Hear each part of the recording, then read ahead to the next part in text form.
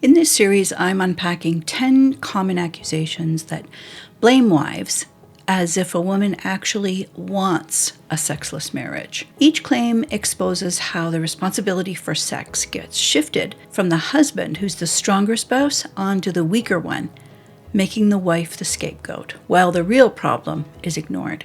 In this video, we're looking at the accusation that says, if your marriage is sexless, your wife is selfish, and why that message is so misleading and destructive. This accusation shows up everywhere, in sermons, in marriage books, and podcasts, and it lands hard on a wife, convincing her that her body is the obstacle instead of a warning sign. If we haven't met, I'm Lillian, and this is Shrewd Wife Life. I help wives tell the difference between a husband who's simply wounded or dysfunctional and a man who's actually dangerous but pretending he's dysfunctional. And this accusation sits right at the center of that confusion. Let's get started. If you're married to a wolf, you've been hearing this accusation for years, and because you've been absorbing it, that's why you trust your discernment less and less. If you look at your own experience through the lens of any of these accusations, they haven't made your marriage better. They've made it worse by adding pressure and doubt. You've been trying to reconcile what your heart knows is wrong with what religion and tradition keep insisting is right. That war inside of you is why you feel so worn down, and it's also why your sense of self is worse now than when you first got married.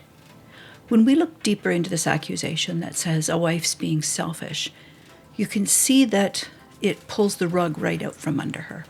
First, it projects the wife like she's the cruel villain and the husband like he's the helpless victim.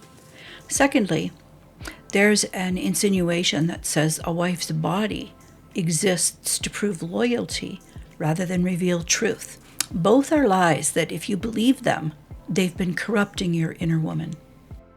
In God's design, the female body is never the problem. She's the mirror in the marriage. The body reflects the head, always. Headship isn't dominance or entitlement or power or control. It's spiritual and relational responsibility before God. It's the man's accountability for his contribution to the covenant. The body will always mirror whatever the head is investing. So when the flow between the two of them breaks down, her response becomes the evidence, not the cause. And yet, Christian traditions, in all their confusion, are still telling wives, still telling the body, that it's her responsibility when sex goes wrong. We've heard it so many times, it sounds normal. It's been said that all you have to do is repeat a lie until the exhausted, confused listener stops resisting it. And that's exactly what has happened to wives when it comes to sex. This lie gets repeated so often in every marriage space that it's latched onto her feminine sense of reality like it's truth. So instead of spending all her energy trying to explain what's happening inside her, she eventually ends up spending all her energy trying to accept what she's been told because she's tired and spiritually defenseless from being worn down. Whenever the spotlight is directed towards the weaker vessel, it's not insight, it's blame shifting. It's the same masculine abdication we saw in the garden. The very first man who refused to take ownership and declared himself the victim. Not just because of the woman either, but because of God himself. That's the depth of the root that we're dealing with. When Adam said, "The woman you gave me," he wasn't just blaming God. He was trying to leverage him. He was making a case, a strategic appeal for divine buy-in. Think about the tone of the sentence. "The woman you gave me." That's not confession or sorrow, and it's not ownership. It's a man trying to get God to agree with him about where the fault should land. Adam saying, "God, you and I both know who the real problem is here. You gave her to me, so this really isn't on me." That is the deepest level of masculine abdication. Not just dodging responsibility and not just blaming the woman, but trying to get God himself to validate the blame. So when a husband abdicates any responsibility, he's not just rejecting any of the fault. He's reframing the story so that others will agree with his version of events. It's spiritual manipulation and deception, so he looks like the victim. And that's the same posture, that same lazy masculinity disguised like it's an injury. That's reverberated into all marriage teachings we have today. This is why there's so much angst around the subject of masculine headship, because it isn't about rights, dominance, control, power, or sexual access. It's about extreme accountability. It calls a man to stand before God with the weight of his own choices, his own appetites, and his own stewardship of the covenant. When Paul tells husbands, "You are the head, the way Christ is the head," he's calling that man into the posture that Adam refused to take.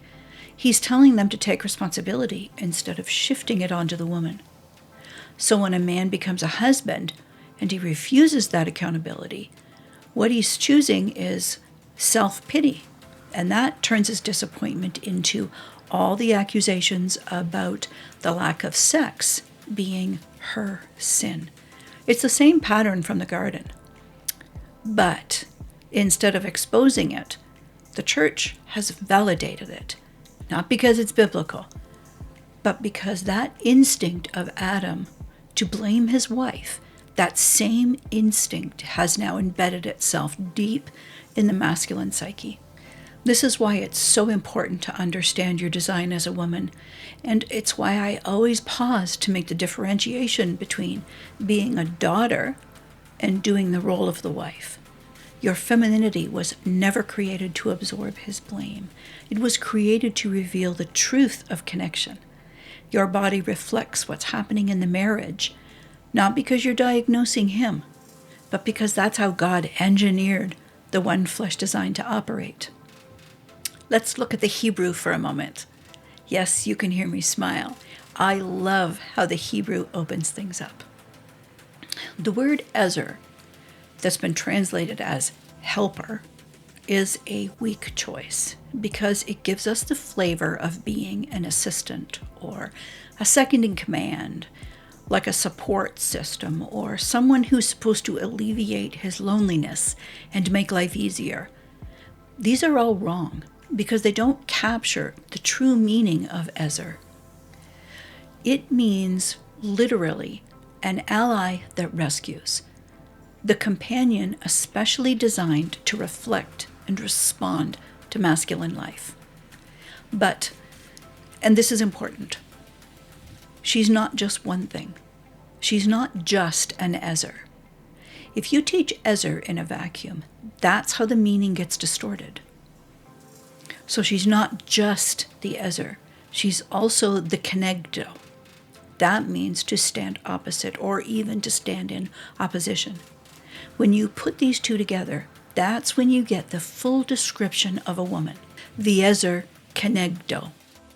A woman isn't just created with the capacity to receive masculinity. She's also been given the power to stand against it when she's got to reject it. She's got to be strong enough to mirror back to him the truth of who he is and what he's doing to her, and consequently to the one flesh relationship. So when her body doesn't want to have sex because there's simply no desire, something deeper is being revealed. It's a signal. Her heart is telling her the flow of life from the head is missing. A shrewd wife doesn't pretend that there's fuel coming into her heart when there isn't any. And that fuel, by the way, is love, right? Ephesians 5, verse 28. This is where the distortion comes in. False teachers replace the covenant relationship with dominance and control, and then they call it leadership. That twist right there is what turns her lack of desire into a moral failure instead of what it actually is, a symptom revealing the absence of masculine headship. It's his responsibility being shifted onto her like it belongs to her. In a true covenant, the wife's body becomes prophetic. When she rejects sexual advances, the wise husband asks, "What is God showing me through her?" Because in the kingdom, sexuality is diagnostic. It shows where the representation between heaven and earth has broken down. That's why a wife is called a good thing. Her presence brings clarity, and her body speaks the truth about the condition of the connection. It's not to shame her, but to show him where he needs to take ownership. This accusation that says a wife is selfish if the marriage is sexless, it makes the wife the enemy by silencing the voice that God placed inside of her to help restore the relationship. That's what kenegdo means, to stand face to face, not to fight, but to reflect the truth.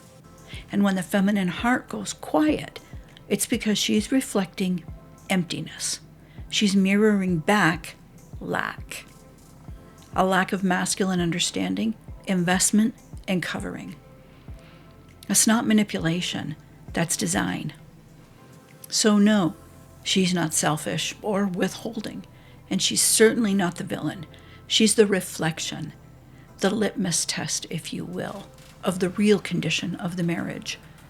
The wife's body's not the problem, it's the signal. And if her husband has the courage to hear it, he can rebuild the very thing he thinks he's losing. If something in today's content challenged the old script you were taught, share this video and subscribe. On this channel, we're not here to blame. We're here to get wise and to let truth restore what distorted teaching stole from your femininity. Remember, you are a chosen daughter of God, and your voice was never meant to disappear.